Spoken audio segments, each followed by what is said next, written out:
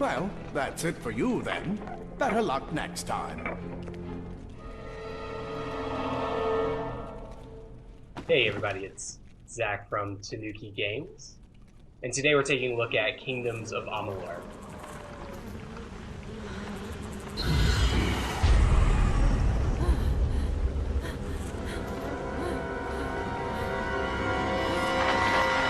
This title really became synonymous with the word failure.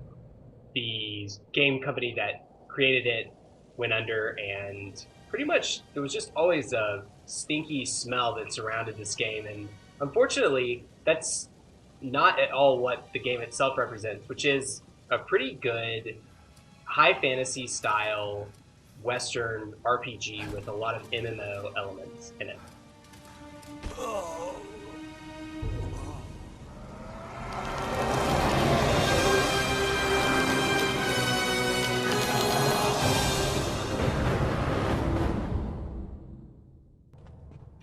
In pretty much every aspect of the game, it excels at giving you, the player, a very fun combat experience, and that really is going to be the star of the show.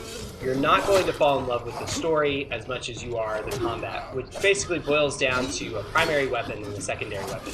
There aren't select primary and secondary weapons. You can choose them on the fly, and it's anything from swords to great swords to magic. It's all there for you to use, and then you also have hot buttons that give you special abilities as well. All of these are really fun to use and work well, and it's up to you to decide how you want to play.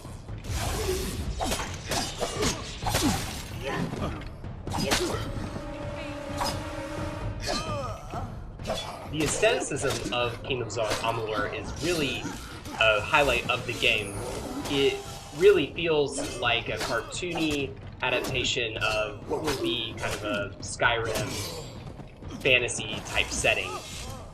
Coupled with that, it just feels like deep in the DNA of this game is Fable for the original Xbox. From the NPCs everywhere to the villages, it all feels very diverse, between really nice, grassy, well-lit plains to really dark, kind of desperate locations. Keep heading north.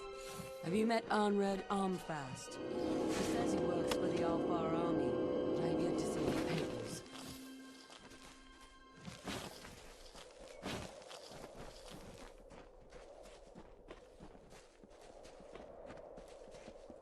The environments in the game are really standout. They vary greatly between the regions. You have swamps, grassy plains, deserts, and it all links together really nicely in between each other. I will say that most of the characters are pretty forgettable, and your character is a silent protagonist, so it's not exactly going to be the most immersive experience in the storyline, but Amalur really does offer a lot of variety in its locations and settings. I can aid you. The doors of our inn, trader, locksmith, and sanctuary are all gladly open to the weary visitor. Once you get into the meat of Kingdoms of Amalur, you'll realize that there are just a ton of side quests and collectibles, and if you're a person who is going to try for 100%ing a game, this game really is going to take a lot of time. I have probably put over 60 hours into the game and wouldn't even say I've scratched the surface. It's also just a lot of fun to run around and see everything that the game has to offer, but for those completionists out there, you're going to be very challenged to see everything in this game and complete every side mission. Though they do mostly boil down to fetch quests, it is nice to have all of that at your disposal.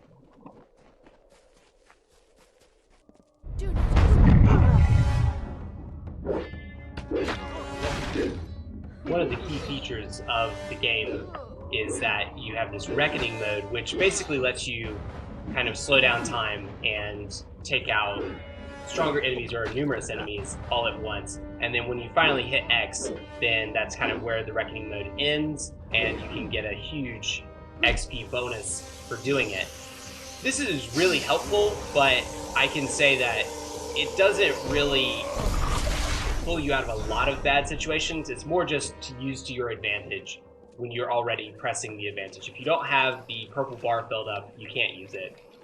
Another one of the really cool things about this game are these storytelling monuments, and I have no idea who thought of this, but it gives you all of this backstory as a collectible, and it's just really nice to see.